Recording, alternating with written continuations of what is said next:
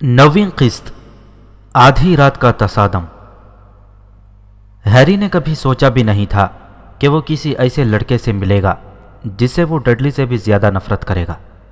लेकिन ये तब की बात है जब वो ड्रैको मैल्फॉय से नहीं मिला था।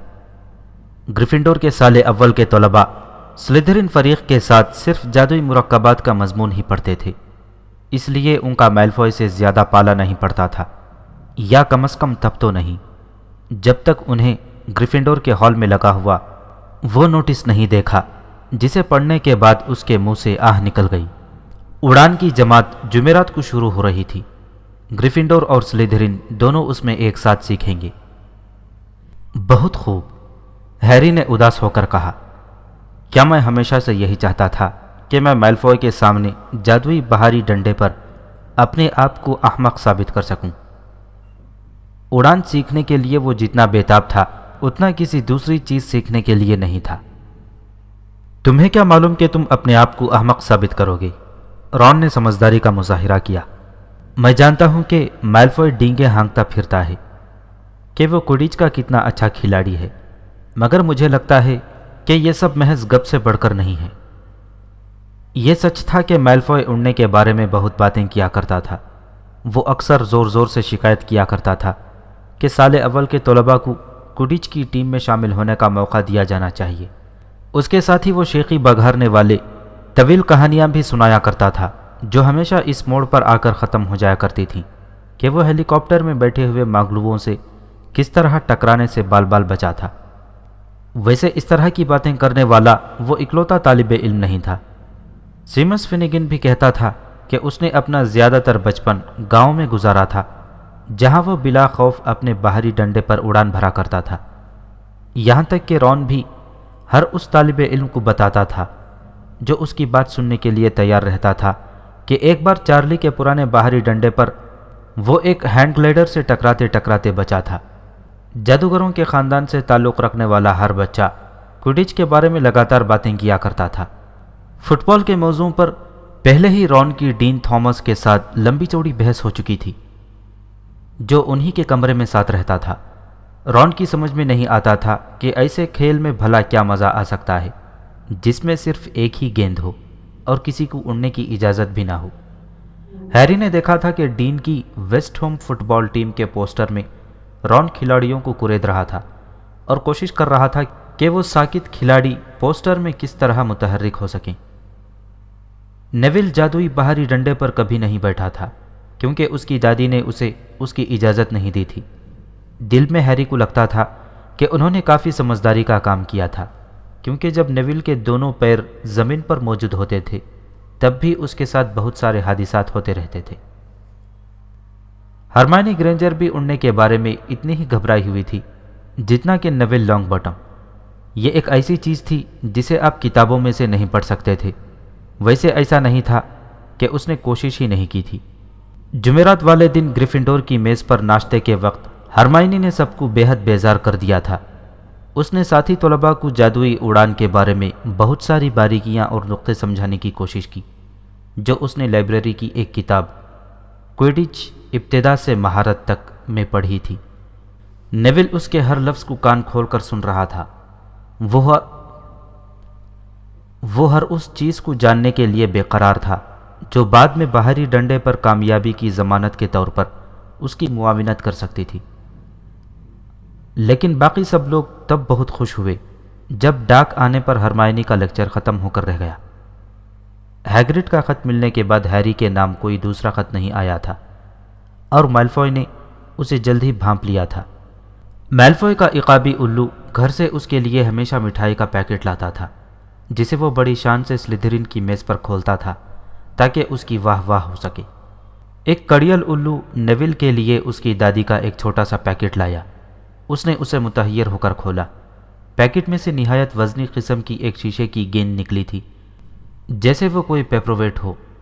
उस शीशे की गेंद में सफ़ेद धुआं भरा हुआ दिखाई दे रहा था।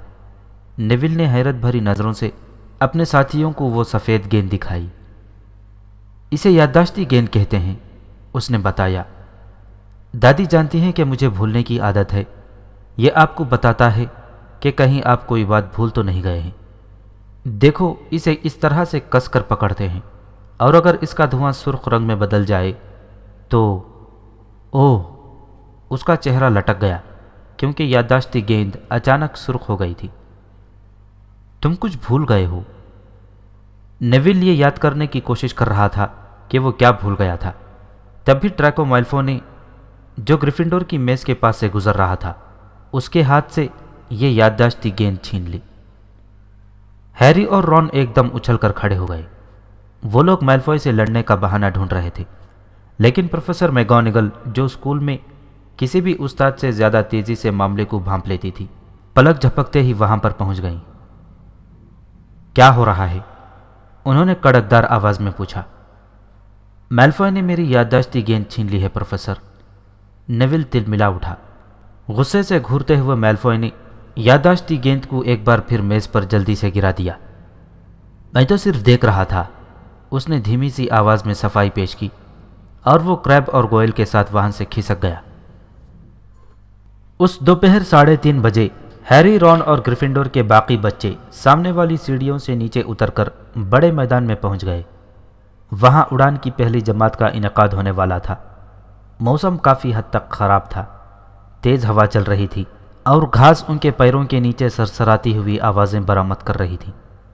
वो लोग ढलवानी मैदान से होते हुए एक साफ मैदान की तरफ बढ़े जो तारीक जंगल के मुखालिफ सिमत में वाक़ था। जंगल के बड़े बड़े दरख्त हवा के ज़ोर से लहराते हुए दिखाई दे रहे थे। उसी वक्त उनकी मैडम हूच वहां पहुंच गई। वो छोटे बालों वाली जादूगरनी थी और उनकी आंखें किसी इक़ाब की मानिंद थीं और वो चमक रही थी। तो अब इंतज़ार किस बात का है? सभी लोग एक एक बाहरी डंडे के पास खड़े हो जाओ। जल्दी जल्दी जल्दी करो, मैडम हूच ज़ोरदार आवाज़ में बोली। हैरी ने अपने बाहरी डंडे की तरफ देखा जो काफ़ी पुराना और बोसीदा दिखाई दे रहा था और उसके तिनके बाहर निकले हुए दिखाई दे रहे थे। लकड़ी की भी शाखें निकल रही थी। अपने बाहरी डंडे के ऊपर अपना दायां हाथ लाओ और साथ ये अल्फाज अदा करो, ऊपर ऊपर ऊपर। सब बच्चे जोर से चिल्लाए। हैरी का बाहरी डंडा पहली ही आवाज़ में उछलकर उसके हाथ में आ गया, लेकिन बहुत कम तलबा ऐसा कर पाए थे। हरमाइनी ग्रेंजर का बाहरी डंडा ज़मीन से सिर्फ चंद इंच उछला और वापस गिर गया। नेविल का बाहरी डंडा तो बिल्कुल ही साकित पड़ा रहा, उसमें ज़रा सी भी जुम्बिश नहीं हुई। हैरी ने सोचा शायद घोड़ों की तरह बाहरी डंडे भी समझ जाते हैं कि आप उन पर सवार होने के लिए खौफजदा हैं। नेविल की आवाज़ की थरथराहट साफ बता रही थी कि वो अपने पैर ज़मीन पर ही रखना चाहता था। मैडम हूच ने उन्हें बताया कि किस तरह बाहरी डंडे पर चढ़ा जाता है ताकि वो दूसरे सिरे से फिसल कर ना गिर जाएं, और उसके बाद वो इधर से उधर घूमते हुए उन लोगों को बाहरी डंडे पर सही तरह की गिरफ्त सिखाने में मसरूफ़ हो गईं। जब मैडम हूच ने मैल्फॉय को बताया कि वो कई सालों से बाहरी डंडे को गलत अंदाज में पकड़ रहा था, तो हैरी और रॉन को बेहद लुत्फ़ आया।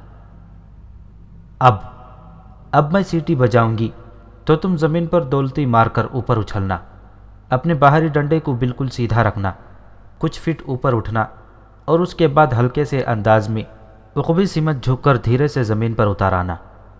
मेरी सीटी बजते ही 3, 2। नेविल तो इतना घबराया हुआ था और पैर जमाए रखने से इतना खौफज़दा हो गया था कि उसने मैडम हूच की सीटी उनके होठों तक पहुंचने से पहले ही कसकर ज़मीन पर दौलती रसीद कर दी। वापस आ जाओ नेविल, मैडम हूच ने नागवारी से चीखते हुए कहा, लेकिन नेविल तो गैस की भरी बोतल की ढक्कन की तरह हवा में सीधा उड़ता चला गया। 12 फुट, 20 फुट, वो मुसलसल ऊपर उठता जा रहा था। हैरी ने देखा कि ज़मीन से दूर होते हुए देखकर उसका खौफज़दा चेहरा फख पड़ गया था और उसका मुंह खुला हुआ था। फिर वो अपने बाहरी डंडे पर से फिसल गया और धम, एक ज़ोरदार आवाज़ गूंजी, एक धमाका हुआ और नेविल घास पर किसी गठड़ी की मानिंद औंधे मुंह पड़ा हुआ था। उसका जादुई बाहरी डंडा अब भी ऊपर की तरफ उड़ा जा रहा था। फिर वो झुका और तारीक जंगल की सीमत में बढ़ने लगा और देखते ही देखते निगाहों के सामने से ओझल हो गया।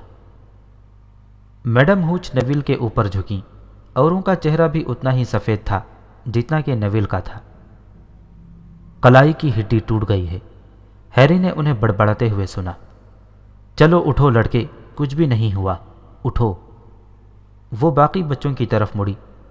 تم میں سے کوئی بھی اپنی جگہ سے نہیں ہلے گا، میں اس بچے کو ہسپتال لے جا رہی ہوں، تم ان باہری ڈنڈوں کو وہیں پڑا رہنے دو جہاں وہ اس وقت ہیں، ورنہ تم اس سے پہلے کہ کچھ بھی کہہ پاؤ ہاگورٹ سے باہر دکھائی دو گے۔ چلو لڑکے۔ میڈم ہوچ کی عقابی آنکھیں سب کو گھور رہی تھیں۔ نیویل کے چہرے پر آنسو بہہ رہے تھے۔ اس نے اپنی کلائی تھام رکھی تھی۔ وہ میڈم ہوچ کے ساتھ لنگڑاتے ہوئے ہسپتال کی طرف چل پڑا۔ میڈم ہوچ نے اس کے کندھے کو اپنی گرفت میں لے رکھا۔ جیسے ہی وہ اتنی دور پہنچے کہ آواز نہ پائیں تو میلفوئے نے ٹہوکا لگایا۔ تم نے اس موٹے کا چہرہ دیکھا؟ سلیدرین کے دوسرے طلبہ بھی اس کے ساتھ ہنسنے لگے۔ چپ رہو میلفوئے، پارواتی پاٹل نے کڑواہٹ سے کہا۔ آہا، لانگ بوٹم کی طرفداری کر رہی ہو؟ پینسی پارکنسنس نامی سخت گیر چہرے والی لڑکی نے طنزیہ لہجے میں کہا۔ پارکنسنس کا تعلق سلیدرین فریق سے تھا۔ مجھے معلوم نہیں تھا کہ تمہیں رونے والے چھوٹے بچے پسند آتے ہوں گے پارواتی ڈیئر۔ دیکھو، میلفوئے نے آگے جھک کر گھاس میں سے کچھ اٹھاتے ہوئے کہا، یہ رہی وہ غیر معمولی چیز جو لانگ باٹم کو اس کی دادی نے بھیجی تھی۔ جب اس نے یادداشتی گیند کو ہوا میں اوپر اٹھایا تو وہ سورج کی روشنی میں چمکنے لگی۔ وہ مجھے لوٹا دو میلفوئے، ہیری نے دھیرے سے کہا۔ سب خاموش ہو کر ان دونوں کی طرف دیکھنے لگے۔ میلفوئے کے چہرے پر شرارت مسکرا رہی تھی۔ میں سوچتا ہوں کہ اسے ایسی جگہ پر رکھ دوں جہاں سے لانگ باٹم اسے اٹھا سکے، جیسے کسی برگد کے درخت کے اوپر، یا شاید… میلفوئے منہ بنا کر بولا۔ یادداشتی گیند مجھے واپس دے دو میلفوئے، ہیری چیختے ہوئے غرایا، لیکن میلفوئے اسی وقت لپک کر جادوئی باہری ڈنڈے کے اوپر جا بیٹھا۔ وہ واقعی جھوٹ نہیں بول رہا تھا، وہ اچھی طرح اڑنا جانتا تھا۔ وہ ہوا کو چیرتا ہوا اوپر اٹھا اور سب سے گھنی شاخوں والے ایک بڑے برگد کے درخت کے اوپر پہنچ گیا۔ درخت کے اوپر ٹہرنے کے بعد وہ دھیمے انداز میں مسکرایا اور تیز آواز میں بولا، آؤ پوٹر، اور اسے مجھ سے لے لو۔ ہیری نے غصے سے بھونتے ہوئے اپنا باہری ڈنڈا اٹھا لیا۔ نہیں، ہرمائنی گرینجر تیزی سے چیخی، میڈم ہوچ نے ہم سے کہا ہے کہ ہم اپنی جگہ سے حرکت تک نہ کریں۔ تم ہم سب کو مصیبت میں ڈال دو گے ہیری۔ ہیری نے اس کی بات پر ذرا توجہ نہ دی۔ اس کے کان کی لویں خون کی گرمی سے سرخ ہو رہی تھیں۔ وہ اپنے باہری ڈنڈے پر اچھل کر بیٹھا اور زمین پر زوردار دولتی رسید کی۔ پھر وہ اوپر اور اوپر اٹھتا ہی چلا گیا۔ ہوا اس کے بالوں کے بیچ میں سے سنسناتی ہوئی گزر رہی تھی۔ اس کا چوغا ہوا میں پیچھے کی سمت میں لہراتا ہوا دکھائی دے رہا تھا۔ ایک زبردست خوشی کے ساتھ اسے یہ احساس ہوا کہ کوئی چیز تو ایسی تھی جو وہ بنا سیکھے ہی کر سکتا تھا۔ یہ احساس تھا، یہ بہت آسان تھا، یہ نہایت حیرت انگیز تھا۔ اس نے اپنے باہری ڈنڈے کو تھوڑا اور اوپر کر لیا۔ اسے زمین پر کھڑی لڑکیوں کی چیخیں اور آوازیں سنائی دے رہی تھیں۔ رون پھیپڑوں کا زور لگا کر اس کی حوصلہ افزائی کر رہا تھا۔ اس نے اپنے باہری ڈنڈے کو ہوا میں ہی میلفوئے کی طرف تیزی سے موڑا اور اس کے بالکل سامنے پہنچ گیا۔ میلفوئے کا چہرہ فق پڑ گیا تھا، کاٹو تو خون نہیں تھا۔ یادداشتی گیند مجھے دے دو میلفوئے، ہیری نے دھمکاتے ہوئے غرا کر بولا، ورنہ میں تمہیں ہوا میں ہی باہری ڈنڈے سے نیچے گرا دوں گا۔ اتنی بھی کیا جلدی ہے پوٹر؟ وہ زبردستی مسکرایا۔ اس کے چہرے پر چھائی فکر مندی کی جھلک اس کی مسکراہٹ کی آؤٹ میں بھی چھپ نہیں پائی۔ ہیری نہ جانے کیسے یہ جانتا تھا کہ اسے اب کیا کرنا ہے۔ وہ آگے جھکا، اپنے دونوں ہاتھوں سے باہری ڈنڈے کو کس کر پکڑ لیا اور کسی نیزے کی مانند میلفوئے کی طرف تیزی سے بڑھا۔ میلفوئے نے پھرتی کا مظاہرہ کرتے ہوئے جھکائی دی اور اس کے راستے سے دور ہٹ گیا۔ ہیری نے ایک مشکل موڑ کاٹا اور باہری ڈنڈے کو ہوا کے بیچ میں روک لیا۔ نیچے چیختے ہوئے کچھ بچے اب تالیاں بجا رہے تھے۔ میلفوئے، یہاں پر تمہاری جان بچانے کے لیے کریب اور گوئل نہیں ہیں، ہیری نے اسے احساس دلایا۔ یہی خیال لمحے بھر کے لیے میلفوئے کے دماغ میں بھی کوندا تھا۔ اب تم اسے پکڑ سکتے ہو تو پکڑ لو، میلفوئے نے چیختے ہوئے کہا اور پوری طاقت کے ساتھ شیشے کی گیند ہوا میں اچھال دی۔ جو ہی گیند ہوا میں اچھلی، میلفوئے نے اپنے باہری ڈنڈے کو جھکایا اور زمین کی طرف لوٹ گیا۔ ہیری نے سست روی سے دیکھا کہ گیند ہوا میں اڑ رہی تھی۔ جو ہی گیند نقطۂ عروج پر پہنچ کر واپس پلٹی تو وہ آگے کی طرف جھکا اور اس نے اپنے باہری ڈنڈے پر مضبوط گرفت جما دی۔ اس نے باہری ڈنڈے کے دستے کو نیچے کی طرف جھکا دیا۔ اگلے ہی پل میں وہ تیزی سے سیدھے اترتے ہوئے گیند کی طرف پیچھے لپکا۔ گیند اس کے آگے زمین کی طرف گر رہی تھی اور وہ اس کے تعاقب میں تھا۔ ہوا اس کے کانوں میں سیٹیاں بجا رہی تھی۔ اسے دیکھنے والوں کی چیخیں نکل گئیں۔ اس نے اپنا ہاتھ آگے کی طرف پھیلایا اور زمین سے صرف 1 فٹ اوپر رہ کر گیند پکڑ لی۔ اگلی ہی ساتھ میں اس نے اپنا باہری ڈنڈا تیزی سے سیدھا کر لیا۔ پھر وہ گھاس پر ہلکے سے انداز میں لڑک گیا۔ یادداشتی گیند اس کی مٹھی میں بالکل محفوظ تھی۔ Harry Potter! ایک تیز آواز گونجی۔ جتنی تیزی کے ساتھ اس نے غوطہ لگایا تھا، اس کا دل اس سے زیادہ تیزی سے دھڑک رہا تھا۔ پروفیسر میگونیگل ان کی طرف بھاگتی ہوئی آ رہی تھی۔ وہ اپنے کانپتے ہوئے پیروں پر کھڑا ہو گیا۔ کبھی نہیں، میں نے ہاگورٹس میں ایسا پہلے کبھی… پروفیسر میگونیگل شدید صدمے کا شکار دکھائی دے رہی تھی۔ ان کے منہ سے الفاظ تک نہیں نکل پا رہے تھے۔ غصے کے مارے اینک کے پیچھے ان کی آنکھیں غصے سے تمتما رہی تھیں۔ تمہاری ہمت کیسے ہوئی؟ تمہاری گردن ٹوٹ سکتی تھی۔ اس کی غلطی نہیں تھی پروفیسر، کسی نے طرفداری کرنے کی کوشش کی۔ خاموش رہو مس پاٹل، پروفیسر میگونیگل گرجتی ہوئی بولی۔ لیکن میلفوئے، رون نے بولنا چاہا۔ بس رہنے دو مسٹر ویزلی۔ پوٹر، تم میرے پیچھے آؤ۔ پروفیسر میگونیگل غرائیں۔ ہیری نے چلتے چلتے میلفوئے، کریب اور گوئل کے چہروں پر فتح مندی کی مسکان دیکھی۔ جب پروفیسر میگونیگل قلعے کی طرف بڑھی تو ہیری شکستہ دلی سے ان کے پیچھے پیچھے چل رہا تھا۔ وہ جانتا تھا کہ اب اسے اسکول سے نکال دیا جائے گا۔ وہ اپنے دفاع میں کچھ کہنا چاہتا تھا، مگر ایسا لگتا تھا جیسے اس کی آواز میں کہیں کچھ گڑبڑ ہو گئی تھی۔ پروفیسر میگونیگل اس کی طرف دیکھے بنا دھڑ دھڑاتی ہوئی چلی جا رہی تھی۔ ان کے ساتھ چلنے کے لیے اسے لگ بھگ دوڑنا پڑ رہا تھا۔ اس کے دماغ میں شدید سنسناہٹ ہو رہی تھی کہ اب اس نے یہ کر دیا تھا۔ وہ اسکول میں 2 ہفتے بھی سکون سے ٹک نہیں پایا تھا۔ وہ 10 منٹ بعد اپنا صندوق بھر رہا ہوگا۔ جب وہ ڈرسلی گھرانے کی چوکھٹ پر دوبارہ پہنچے گا تو وہ لوگ کیا کہیں گے؟ وہ سامنے والی سیڑھیوں سے اوپر چڑھ گئے۔ قلعے کے اندر جانے کے بعد سنگ مرمر کی سیڑھیوں پر چڑھتے ہوئے بالائے منزل تک پہنچے۔ اس تمام سفر کے دوران پروفیسر میگونیگل نے اس سے ایک لفظ بھی نہیں کہا تھا۔ انہوں نے جھٹکا دے کر ایک دروازہ کھولا اور راہداریوں میں تیزی سے چلتی رہی۔ ہیری اداسی بھرے انداز میں ان کے پیچھے پیچھے سر جھکائے چل رہا تھا۔ شاید وہ اسے ڈبل ڈور کے پاس لے جا رہی تھیں۔ اس نے ہیگرڈ کے بارے میں سوچا، جسے اسکول سے نکال دیا گیا تھا لیکن چوکیدار کے روپ میں وہاں رہنے دیا گیا تھا۔ شاید وہ بھی ہیگرڈ کا معاون بن کر وہاں رہ سکتا تھا۔ اس کے پیٹ میں مروڑ اٹھنے لگے جب اس نے یہ تصور کیا کہ رون اور دوسرے لوگ جادوگر بن چکے ہوں گے، جبکہ وہ ہیگرڈ کا بیگ ٹانگ کر میدان میں ادھر سے ادھر گھوم رہا ہے۔ پروفیسر میگونیگل ایک کمرے جماعت کے باہر رک گئیں۔ انہوں نے دروازہ کھولا اور اپنا سر اندر گھسایا۔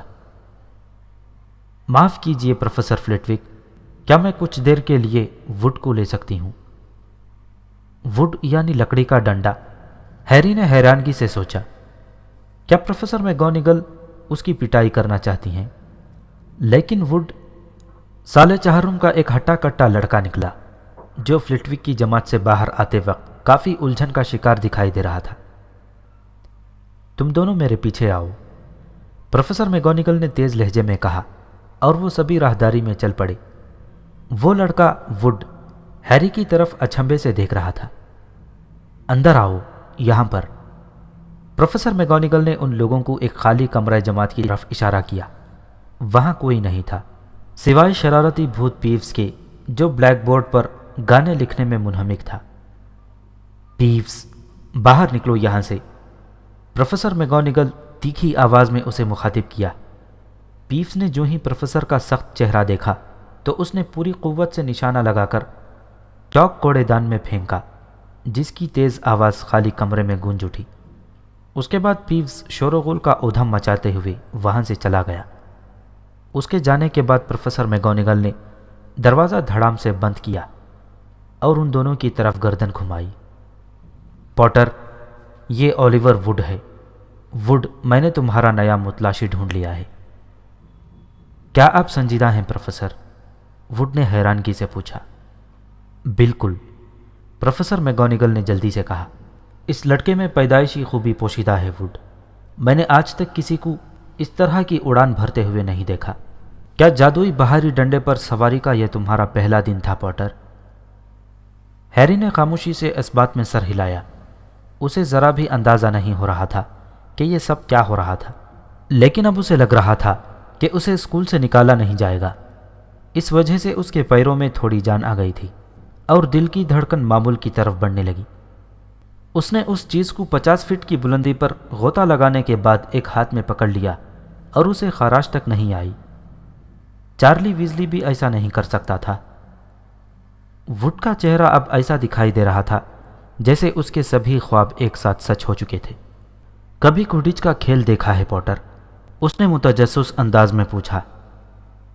اولیور ووڈ گریفنڈور کی کوڈچ ٹیم کا کپتان ہے پوٹر، پروفیسر میگونیگل نے بتایا۔ اس کے بدن کے خد و خال بالکل ایک متلاشی جیسے ہیں، ووڈ نے مسرت بھرے انداز میں کہا، جو اب اس کے چاروں طرف گھوم کر اس کا جائزہ لے رہا تھا۔ ہلکا پھلکا، پھرتیلا۔ ہمیں اسے ایک عمدہ بہاری ڈنڈا دلانا ہوگا پروفیسر۔ جہاں تک میرا خیال ہے نمبس 2000 یا پھر کلین سویپ 7۔ میں پروفیسر ڈمبلڈور سے بات کروں گی اور دیکھوں گی کہ کوڈچ کے معاملے میں ہم سال اول کے قوانین میں کہاں تک لچک پا سکتے ہیں۔ خدا گواہ ہے کہ ہمیں گزشتہ سال سے ایک اچھی ٹیم کی اشد ضرورت ہے۔ آخری میچ میں سلیدرین نے ہمیں جس بری طرح سے پچھاڑا تھا، اس کے بعد میں کئی ہفتوں تک پروفیسر سنیپ سے آنکھ نہیں ملا پائی تھی۔ پروفیسر میگونیگل نے اپنی اینک کے اوپر سے ہیری کو سختی سے گھورا۔ میں یہ سننا چاہوں گی کہ تم محنت سے سیکھ رہے ہو پوٹر، ورنہ میں تمہیں سزا دینے کا اپنا ارادہ بدل لوں گی۔ پھر وہ اچانک مسکرائیں۔ تمہارے ڈیڈی کو تم پر یقیناً فخر ہوگا، وہ خود ایک اچھے کوڈچ کھلاڑی تھے۔ تم مذاق کر رہے ہو؟ یہ رات کے کھانے کی بات تھی۔ ہیری نے رون کو ابھی ابھی پورا قصہ سنایا تھا کہ پروفیسر میگونیگل کے ساتھ میدان سے جانے کے بعد اس کے ساتھ کیا ماجرا ہوا تھا۔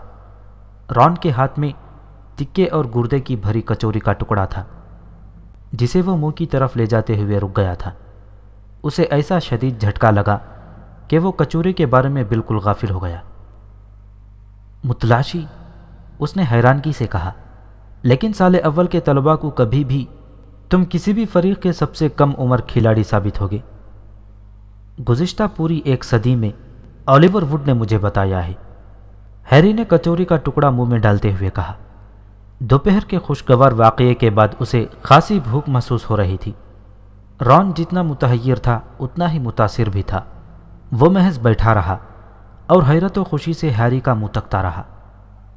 مجھے اگلے ہفتے سے اپنی مشقوں کا آغاز کرنا ہوگا، ہیری نے اسے بتایا، مگر یہ بات تم کسی سے مت کہنا۔ ووڈ اسے سب سے چھپا کر رکھنا چاہتا ہے۔ اسی وقت فریڈ اور جارج ویزلی ہال میں داخل ہوئے۔ جب انہوں نے ہیری کو میز پر بیٹھے پایا تو وہ جلدی سے اس کی طرف لپکے اور اس کے بالکل برابر آ کر بیٹھ گئے۔ بہت اعلیٰ، جارج نے دھیمی آواز میں کہا، ووڈ نے ہمیں بتایا ہے، ہم بھی ٹیم میں شامل ہیں اور ہم دونوں پٹاؤ ہیں۔ میں تم سے کہہ دیتا ہوں، ہم لوگ اس سال حیرت انگیز طور پر کوڈچ کپ جیت جائیں گے، فریڈ نے مسکرا کر کہا۔ جب سے چارلی گیا ہے تب سے ہم نہیں جیت پائے ہیں، لیکن اس سال کی ٹیم بہت شاندار ہوگی۔ تمہارا کھیل یقیناً بے حد لاجواب ہوگا ہیری، کیونکہ تمہارے بارے میں بات کرتے وقت ووڈ خوشی کے مارے اچھل رہا تھا۔ بہرحال ہمیں کہیں جانا ہے۔ لی جارڈن کہہ رہا تھا کہ اس نے اسکول میں باہر جانے کا ایک نیا خفیہ راستہ تلاش کر لیا ہے، جارج نے جلدی سے کہا۔ تم بے شک شرط لگا لو، یہ خفیہ راستہ گریگوری چاپلوس کے مجسمے کے پیچھے والا ہی ہوگا جسے ہم نے گزشتہ ہفتے تلاش کیا تھا، فریڈ نے اسے مخاطب کر کے کہا۔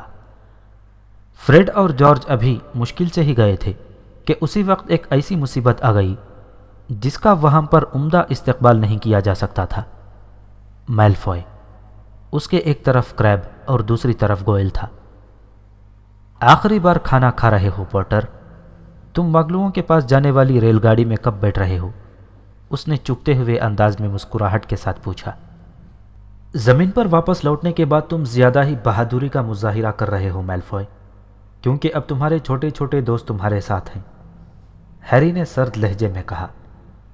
जाहिर था कि क्रैब और गोयल कहीं से भी छोटे नहीं थे, लेकिन इस वक्त ऊंचे चबूतरे पर असातिज़ा भी मौजूद थे, इसलिए वो दोनों महज उंगलियां चटखाने और कहर आलूद निगाहों से घूरने के अलावा और कुछ भी नहीं कर पाए। मैं तुमसे किसी भी वक्त तन्हाई में निपट सकता हूं पॉटर, मैल्फॉय ने दांत पीसते हुए कहा। अगर तुम चाहो तो आज रात को ही। जादूगरों की लड़ाई सिर्फ छड़ियों से, एक दूसरे के जिस्म को छुए बगैर। क्या हुआ, पहले कभी जादूगरों की लड़ाई के बारे में नहीं सुना है ना पॉटर? कैसे नहीं सुना मैल्फॉय? रॉन तंग कर बोला। मैं इसका साथी हूं और तुम्हारा कौन होगा? मैल्फॉय ने क्रैब और गोयल की तरफ देखकर उन्हें टटोला।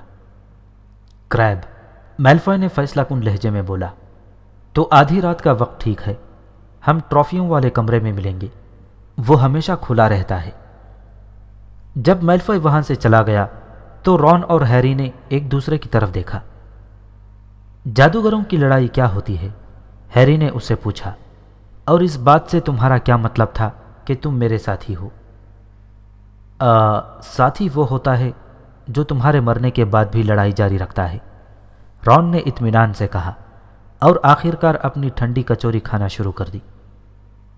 हैरी के चेहरे के उतार चढ़ाव देखकर उसने फौरन कहा, लेकिन लोग सिर्फ सचमुच की लड़ाई में ही लड़ते हैं, यानी असली जादूगरों की लड़ाई में। तुम और मैल्फॉय तो ज्यादा से ज्यादा एक दूसरे की तरफ चिंगारियां ही निकाल सकते हो। तुम में से कोई भी ऐसा जादू नहीं जानता कि सचमुच का नुकसान पहुंचा सके। वैसे मैं शर्त लगा सकता हूं, उसे उम्मीद थी कि तुम मना कर दोगे। और क्या होगा अगर मैं अपनी छड़ी घुमाऊं और कुछ ना हो? हैरी ने फिक्रमंदी से पूछा। तो छड़ी दूर फेंक देना और उसकी नाक पर एक मुक्का मार देना, रॉन ने मशवरा दिया। माफ करना, उन दोनों ने ऊपर सर उठाया तो हरमाइनी ग्रेंजर दिखाई दी। क्या कोई इस जगह इत्मीनान से नहीं खा सकता? रॉन ने मुंह बसोर कर कहा। हरमाइनी ने रॉन की बात को नजरअंदाज करते हुए हैरी को कहा, ना चाहते हुए भी मैंने सुन लिया है कि तुम्हारे और मैल्फॉय के बीच क्या बातें हुई। मैं शर्त लगाता हूं कि तुम अगर चाहती हो तो ऐसा नहीं होता, रॉन बड़बड़ाया। तुम्हें रात के वक्त स्कूल में इधर उधर नहीं भटकना चाहिए। जरा सोचो तो सही, अगर तुम पकड़े गए तो ग्रिफिंडोर को पॉइंट से हाथ धोना पड़ेगा और तुम्हारा पकड़ा जाना तय है। सच कहा जाए तो तुम बहुत खुदगर्ज हो। हरमाइनी ने रॉन को एक बार फिर नजरअंदाज कर दिया। और सच कहा जाए तो तुम्हारा इससे कोई वास्ता नहीं, हैरी ने सपाट लहजे में कहा। शब बखैर, रॉन ने मुस्कुराकर कहा। बहरहाल उसे दिन का सही इंतकाम नहीं कहा जा सकता था। हैरी ने रात गए तक जागते हुए सोचा। जब वो डीन थॉमस और सिमस फिनिगन के कराटे सुन रहे थे, नेविल अभी तक अस्पताल में ही दाखिल था।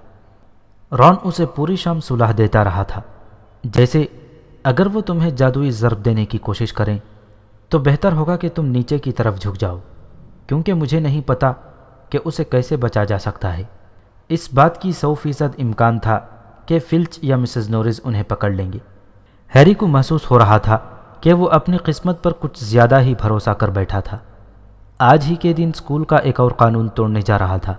दूसरी तरफ मैल्फॉय की हंसी उड़ाने वाला चेहरा अंधेरे में बार बार उसकी आंखों के सामने उभर आता था।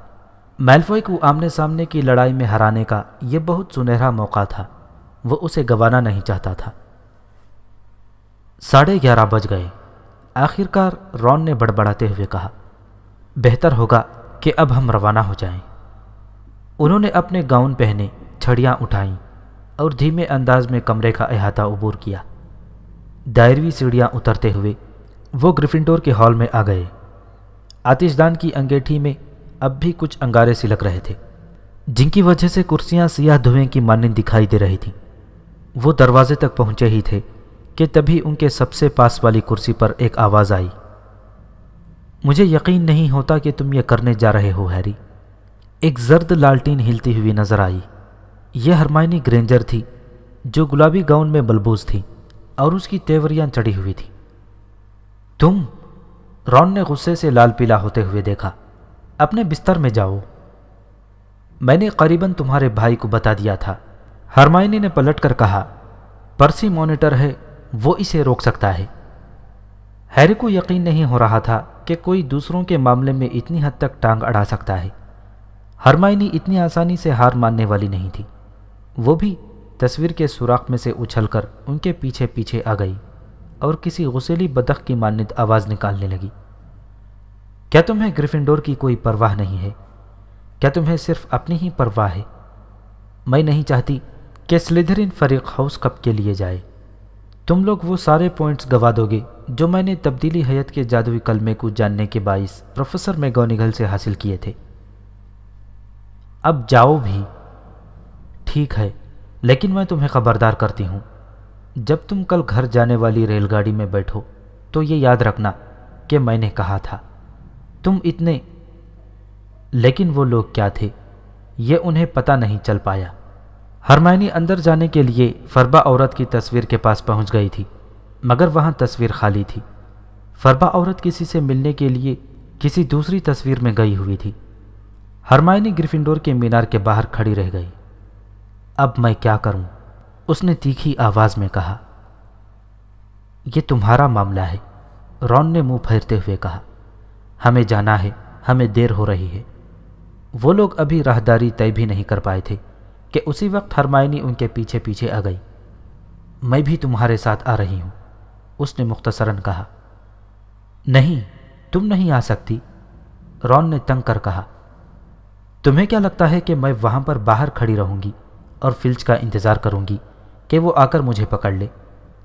اگر وہ ہم تینوں کو پکڑ لے گا تو میں اسے سچ سچ بتا دوں گی کہ میں نے تم لوگوں کو روکنے کی کوشش کی تھی اور تم لوگ میری بات کی تصدیق کر سکتے ہو۔ تمہارے حوصلے کی داد دینا چاہتا ہوں، رون نے زور سے کہا۔ تم دونوں خاموش رہو، ہیری نے تیزی سے کہا۔ کوئی آواز آ رہی ہے۔ ایسا لگا جیسے کوئی سوں سوں کر کے سانس لے رہا تھا۔ مسز نورس، رون نے اندھیرے میں جھانکنے کی کوشش کرتے ہوئے کہا، لیکن وہاں پر مسز نورس نہیں تھی۔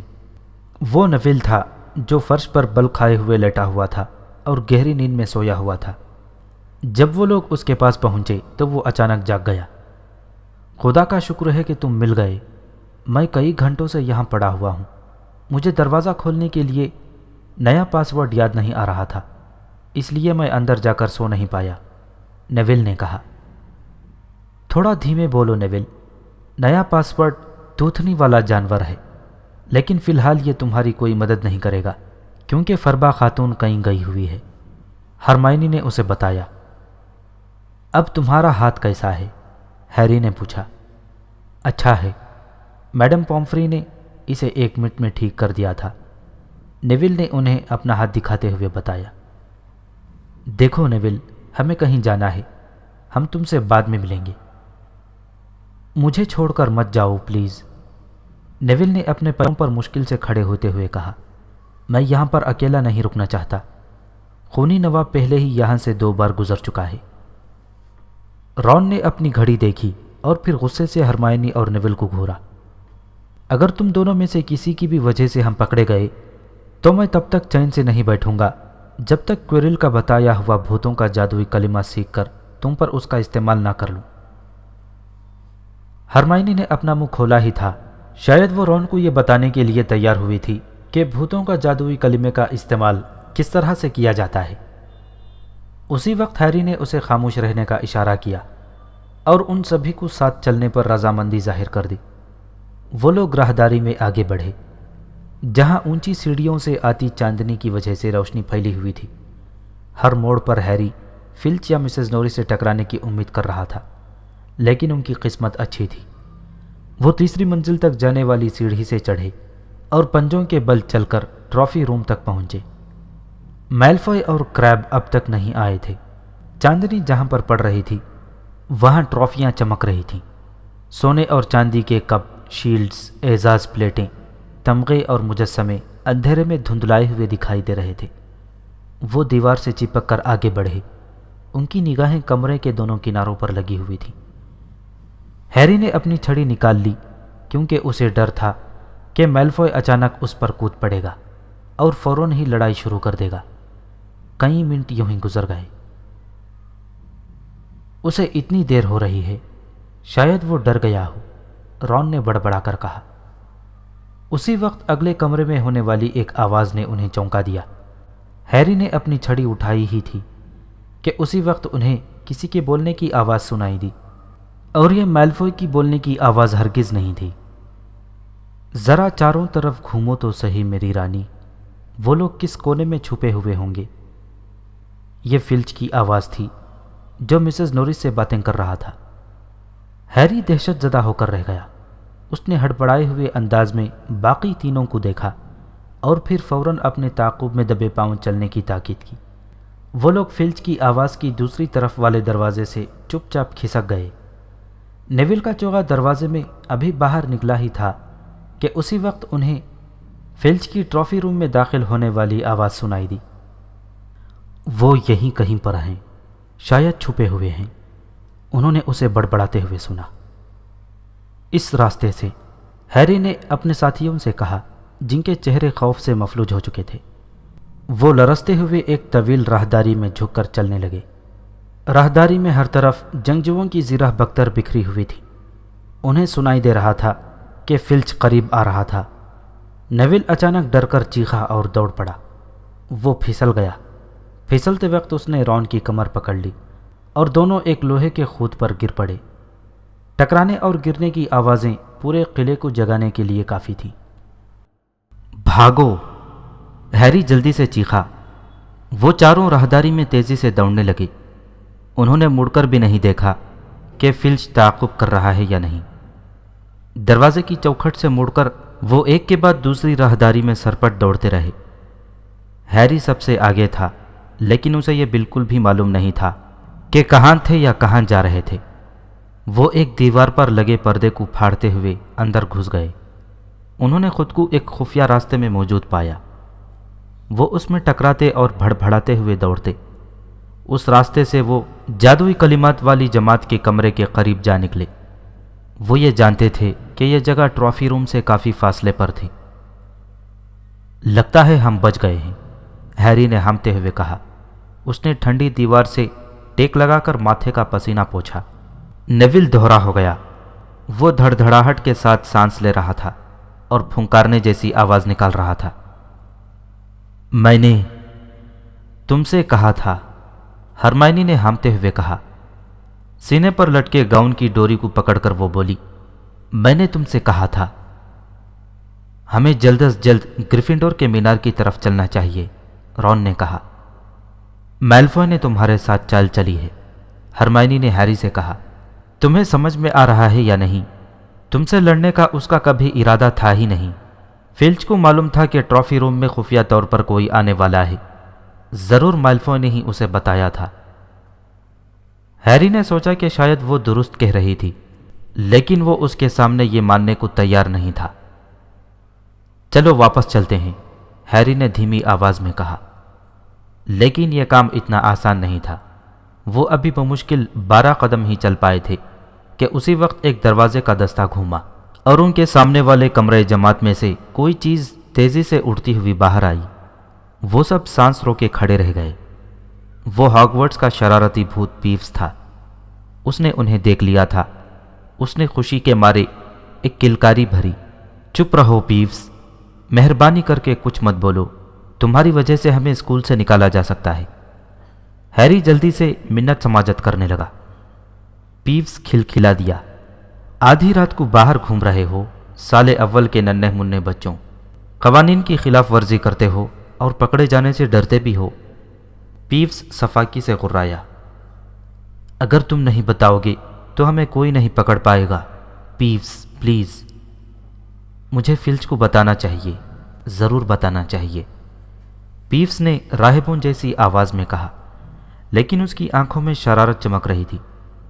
تم تو جانتے ہو کہ یہ تمہارے بھلے کے لیے ہے۔ ہمارے راستے سے ہٹ جاؤ پیوس، رون نے تنگ کر کہا، اور اس نے پیپس پر جھپٹ کر اسے مارنے کی کوشش کی۔ یہ اس کی بہت بڑی غلطی تھی۔ طلبہ اپنے بستروں سے باہر ہیں، پیپس گلا پھاڑ کر چیخا۔ طلبہ اپنے دفتروں سے باہر نکل کر جادوئی کلمات کے کمرے والی راہداری میں بھٹک رہے ہیں۔ پیپس کے نیچے سے جھکتے ہوئے وہ لوگ اپنی جان بچانے کے لیے بھاگ کھڑے ہوئے۔ سیدھی راہداری کے آخری کنارے تک وہ بھاگتے چلے گئے۔ وہ ایک دروازے سے دھم سے جا ٹکرائے۔ دروازے کا تالا منہ چڑا رہا تھا۔ اب تو پھنس گئے، رون نے بدحواسی میں کہا۔ انہوں نے دروازے کو دھکا دے کر کھولنے کی جان توڑ کوشش کی، مگر دروازہ ٹس سے مس نہیں ہوا۔ اب ہماری کوشش ختم ہو گئی ہے، کھیل ختم ہو چکا ہے۔ انہیں تیز قدموں کی چاپ صاف سنائی دے رہی تھی۔ فلچ اس شرارتی بھوت پیپس کی چیخوں جتنی رفتار سے تیزی سے ادھر دوڑتا ہوا آ رہا تھا۔ فلچ کے انداز سے ظاہر ہوتا تھا کہ وہ اپنی پوری قوت سے انہیں پکڑنے کے لیے دوڑتا چلا آ رہا تھا۔ چلو ایک طرف ہٹو، ہرمائنی غراتی ہوئی بولی۔ اس نے ہیری کی چھڑی چھینی اور دروازے کو آہستہ سے ٹھونسا اور دھیرے سے بڑبڑائی، اللہ مورا۔ تالے کا لاک کلک کی سی آواز سے کھل گیا۔ دروازہ کھل چکا تھا۔ وہ لوگ ایک ساتھ اندر داخل ہو گئے۔ انہوں نے تیزی سے دروازہ بند کیا اور اس کے ساتھ چپک کر کھڑے ہو گئے۔ ان کی سانسیں تیز تیز چل رہی تھیں اور کان باہر راہداری میں لگے ہوئے تھے۔ وہ لوگ کس طرف گئے ہیں پیپس؟ جلدی سے بتاؤ، فلچ کی آواز سنائی دے رہی تھی۔ پہلے تم ساتھ براہ کرم کہو، پیپس نے مطالبہ کیا۔ پریشان مت کرو پیپس، جلدی بتاؤ وہ لوگ کدھر گئے ہیں۔ تم جب تک براہ کرم نہیں کہو گے میں کچھ نہیں کہوں گا، پیپس نے اسے چڑھاتے ہوئے گنگنانے کی آواز میں کہا۔ ٹھیک ہے، براہ کرم، فلچ نے ہار مانتے ہوئے کہا۔ کچھ نہیں، میں نے تمہیں کہا تھا کہ تم جب تک براہ کرم نہیں کہو گے میں کچھ نہیں کہوں گا، کچھ نہیں، کچھ نہیں۔ اور پھر انہوں نے پیپس کے غائب ہونے والی شوں کی آواز سنی۔ فلچ غصے کے عالم میں کانپتا ہوا اسے سلوتیں سنا رہا تھا۔ وہ یقیناً یہ سوچ رہا ہوگا کہ اس دروازے کا تالا کیسے کھل گیا ہے۔ ہیری نے بڑبڑا کر کہا، مجھے لگتا ہے ہم لوگ صحیح سلامت بچ گئے ہیں۔ پیچھے ہٹو نیول، کیا کر رہے ہو؟ نیول پیچھے 1 منٹ سے ہیری کے گاؤن کے سرے سے لگ بھگ لٹکا ہوا تھا۔ ہیری اس کی طرف گھوما اور اس نے صاف صاف دیکھا کہ کیا ہوا تھا۔ ایک پل کے لیے تو اسے ایسا لگا جیسے وہ کوئی ڈراؤنا خواب دیکھ رہا ہو۔ اب تک جتنا کچھ ہو چکا تھا اس کے بعد یہ تو بہت ہی بھیانک تھا۔